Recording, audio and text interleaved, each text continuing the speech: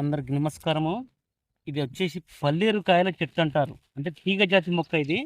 ఏనుగు పల్లేరు కాదు. ఇది గోక్షర్ అని కూడా సంస్కృతంలో దీని పేరు. మరి కిడ్నీల సమస్యలు ఉన్నవారు దీని సమూలను కూడా కషాయం పెట్టుకొని తాగవచ్చు.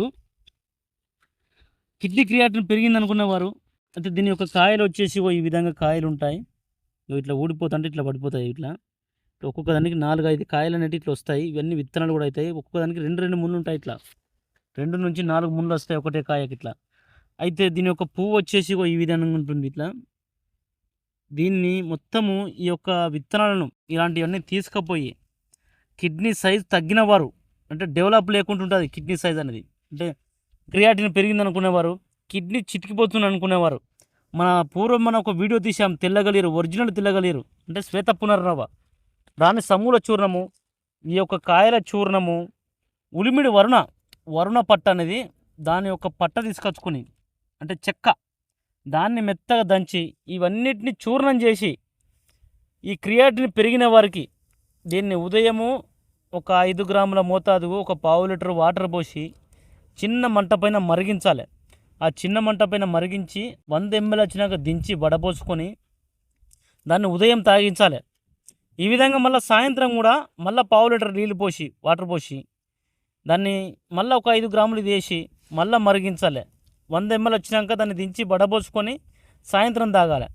ఈ విధంగా సుమారుగా ఒక 3 నెలలు కనుక తాగినట్టయితే ఈ కిడ్నీ క్రియాటిన్ సంబంధించిన సమస్యలు మొత్తం తొలగిపోతాయి.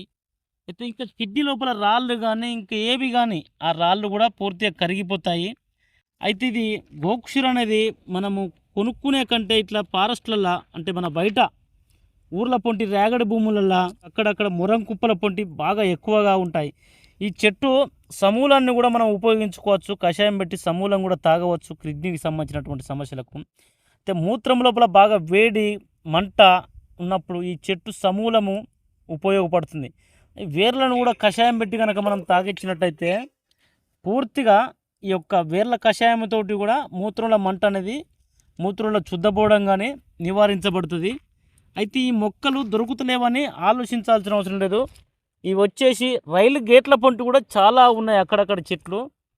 దీని పువ్వు వచ్చేసి ఈ విధంగా ఎల్లో వర్ణం పనిచేస్తుంది. దీని యొక్క సర్వాంగములు, దీని సమూల చూర్ణం పనిచేస్తుంది, వేర్లు పనిచేస్తాయి, కాయలు పనిచేస్తాయి, పూత పనిచేస్తుంది.